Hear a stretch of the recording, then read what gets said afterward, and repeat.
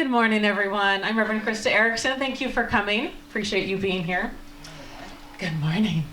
My topic today is prove it, because that's I love proving things to myself and sometimes to other people too, because we are human, but especially to myself, because I'm naturally a very skeptical person, and I question everything. Like everything. And I feel sorry for some of the people in my life that have to put up with all my questioning. But I do it because I love learning, and not just the important stuff, but the silly stuff too. I love Google and living in an age where the answer to almost anything is literally at our fingertips. And I'm one of those annoying people that I will stop mid-conversation to Google something, to check the facts or to verify or to learn something new. But I just absolutely enjoy learning new things. But the one thing that Google has not been able to answer for me is, how does the universe work? Right? That's why we're here today, to figure that out.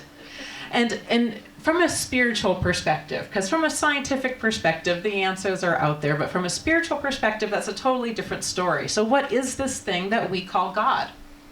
I have struggled with that question for much of my life. As a teen, I didn't like the definition that my church had given me about God. That God was kind of a jerk. He was vengeful, he was spiteful, he would punish people. You could buy your way back to his side, and I don't want to believe in that type of God. And yet at the same time, I was also supposed to believe that God was also loving and caring.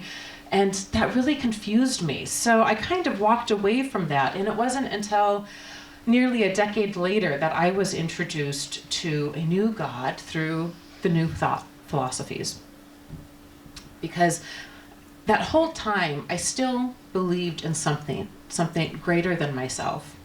I just didn't have a definition for it that I could believe in. Because we all get to believe what we want. We get to believe in whatever we want. But I needed something for me. And what New Thought taught me was that God didn't need to be personified. And that was the key for me. God isn't a person. God doesn't have a personality. God isn't judging us. He doesn't play favorites. He isn't vengeful. He isn't spiteful. It is a God who didn't reward or punish. A God that wasn't a person, but was all things. Was everything. Energy itself. The universe itself. This was something that I was willing and able to believe in, because, as I've said before on this pulpit, when you start asking more and more questions about God, eventually you have to come to the conclusion, or at least I had to come to the conclusion, that back of all things, that there has to be something. That when you keep saying, well, who created that? Who created that? Who created that? There has to be something there. And a lot of people, like scientists or atheists, they would say, well, that's the Big Bang. And I would say, well, who created that? There's something that started everything. And to me, that is what God is. It is that unknowable energy, that source of all that is, that source of us.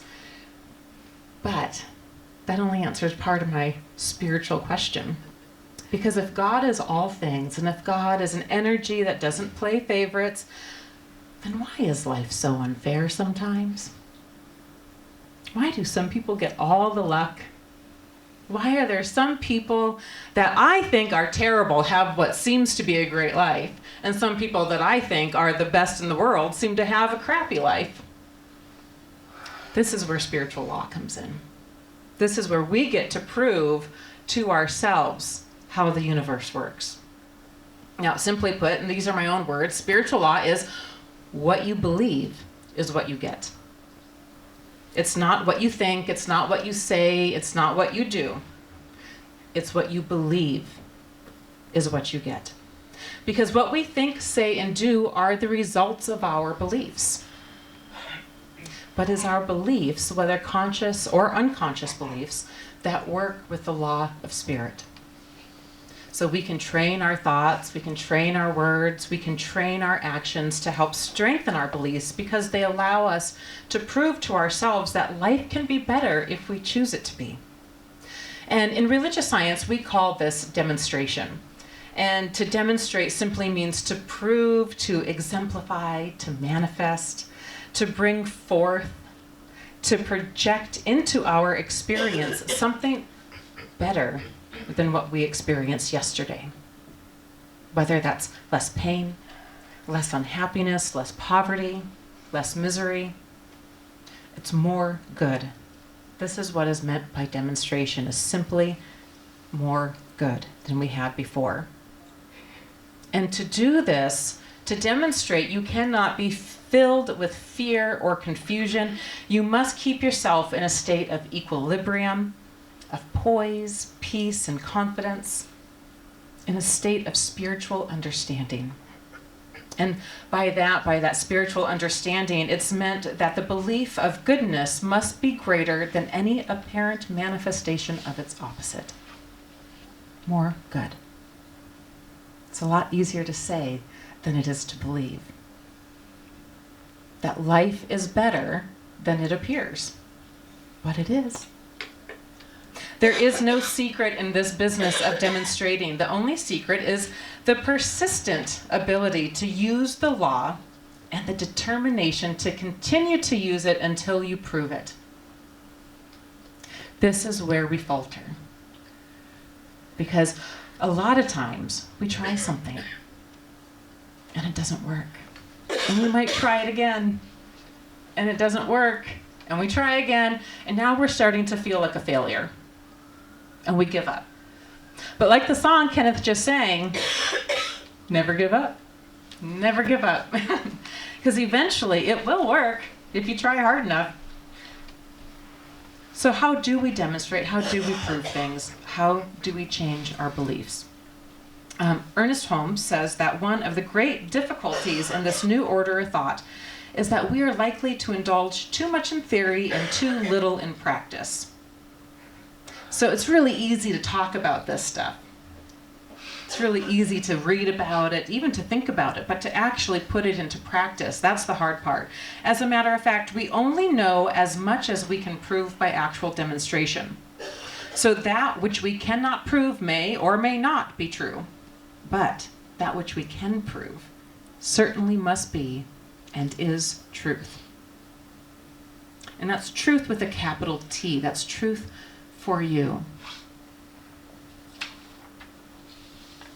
It is easy enough to rush about shouting that there are no sick people, but this will never heal those who appear to be sick. It is easy to proclaim that there are no needy. Anyone can say this. But if we are to prove such statements to be facts, then we have to experience it for ourselves, because the law of spirit must flow through us in order to manifest for us. By consciously thinking, we give conscious direction to spiritual law, and it responds. So spiritual law, again, this is just an energy. You can think of it as karma. You get what you give. There's different words for it in different, philosophies, but it's always out there working. And it doesn't care what you say, what you do, who you are. It gives in kind what you give, because it is law. And this is one of my favorite lines from The Science of Mind. It says that spiritual law is no respecter of persons. And I love that, because it doesn't respect you, because it doesn't have any opinion about you. It is not a personified thing. Again, this is just an energy. It is a law. So this is why some people who we believe are bad have such good lives. And, first of all, let's point out that acknowledge that bad is purely subjective. Like, I can guarantee you that there are people out there that think I'm a terrible person, and I'm sure that there are people out there that think each one of you is a terrible person, right? Because we have all hurt somebody at some point in our life. That's part of being human. So calling somebody bad doesn't make them bad. That is just a reflection of our opinion on them. But our goal here in this life, I hope, is to do more good than bad. But I digress. So law is no respecter of persons, meaning that spiritual law doesn't care who you are, what you think, what you say, or what you do, but it will return in kind what you believe. Because the law of spirit doesn't have emotions, we have to think of it as a pristine gumball machine. You put a quarter in, and you get a gumball out, because that's what it does. If you try to put a penny in, you're not going to get anything. So I have experienced this multiple times in my life, and I just wanted to give an example. There was a few years back, I had a fatty tumor in my arm that I found, and I've had them before. They've all been benign. I've had them removed with, no long-term consequences other than a few surgical scars. But this one, I found it, and I didn't even think anything of it. I felt it one morning, putting lotion on. I thought, okay, and I just kind of ignored it. And a few weeks went by, and it was still there, and I had mentioned it to Tim, and he comes from a family of doctors, and he's like, you got to go to the doctor. I'm like, no, I don't. He goes, you got to go to the doctor. So I went to make him happy, and, that takes a couple weeks, and I finally got into the doctor, and she's like, that's unusual. You need to go see a surgeon, and that took a few more weeks, and by the time I got to the surgeon's appointment, it was gone. It just wasn't there.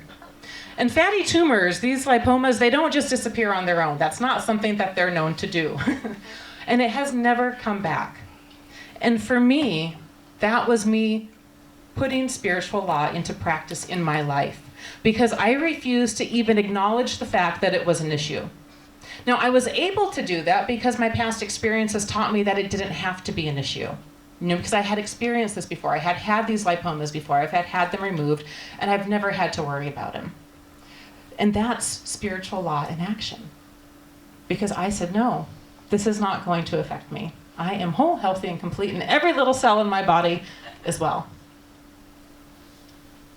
So it went away. And this actually happened in part because of a couple of books I read. Are you guys familiar with Pam Grout? She wrote the book called E Squared, another book called E Cubed. Anybody aware? Yeah. Okay. Only two of it. We need a book club. You guys, it's incredible. So she wrote these books on manifestation. And it's called E Squared because it's, science backed. And they are so good. They're full of experiments that teach you how to work with the law of spirit. And these experiments, they show us the power of focusing our minds and how by doing so, we can manifest, or as I call, demonstrate the law of spirit. If I remember correctly, her first experiment in the first book, E Squared, is you pick a color. Let's do this right now. Pick a color. You don't have to shout it out. Just think about it in your head. And now for the next 24 hours, I want you to count how many cars you see that are that color. No matter how strange the color was. And that's it. That's the experiment. So now what you're going to do, I don't care if it's in person, if you're watching a movie, if it's YouTube video, your grandkids' toys. If you see a car or a vehicle in that color, just make a mental note of it and be on the lookout for it. And that's as simple as the experiment is. And I guarantee you that if you actually do this in 24 hours, so this time tomorrow, if you think, how many cars did I see? You're going to be shocked at the number of how many cars in that color you saw. The first time I did this, I picked purple because it's one of my favorite colors. And there's not a lot of purple cars on the road. But I saw so many purple cars. And the thing is, I am not manifesting those purple cars into my being. I am just making myself aware of it.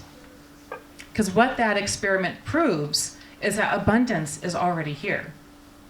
Abundance is around us. You just have to tune into it. Because where you put your focus is what you're going to see in life.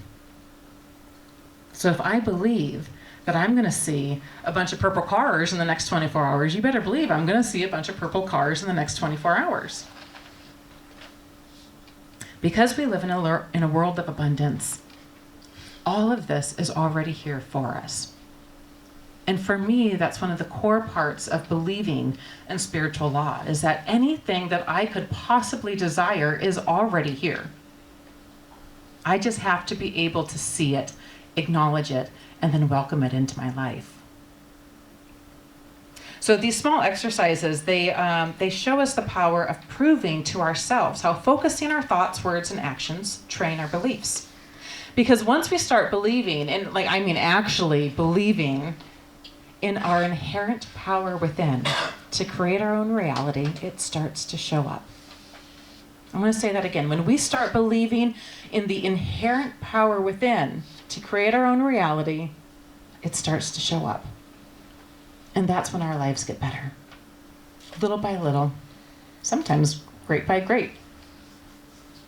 So I have a reading. This is from The Science Mind by Ernest Holmes. And it's funny because this is actually his final conclusion on a section of the book. And it says, in conclusion, what the world needs is spiritual conviction, followed by spiritual experience. I would rather see a student of the science prove its principles than have him repeat all the world's words of wisdom that have ever been uttered. It is far easier to teach the truth than it is to practice it. But the practice of truth is personal to each, and in the long run, no one can live our lives for us. To each is given what he needs, and the gifts of heaven come alike to all. How he shall use these gifts is all that matters. To hold one's thoughts steadfastly to the constructive, to that which endures, and to the truth may not be easy in a rapidly changing world, but to the ones who make the attempt, much is guaranteed. So I want you to go out there and prove to yourself, because you don't have to prove it to anybody else, but prove to yourself just how powerful you are. You get to create your best life. You get to choose to be a little bit better than yesterday, a little bit better than an hour ago. You can be a little bit better a second from now than you are right this second. Because you deserve a great life. We all do. So I have one final thing, and that is on the 10th, the world lost a very dear lady. Her name was Sandy, and she is being celebrated coast to coast today through a couple of churches. She was in the ministry with me, so we've all spread out. So I just want to say to her, because I know that she is out there watching, that I thank her. And in particular, Munai Kukai Panye. Thank you for walking me home, Sister Sandy. And thank you all for being here.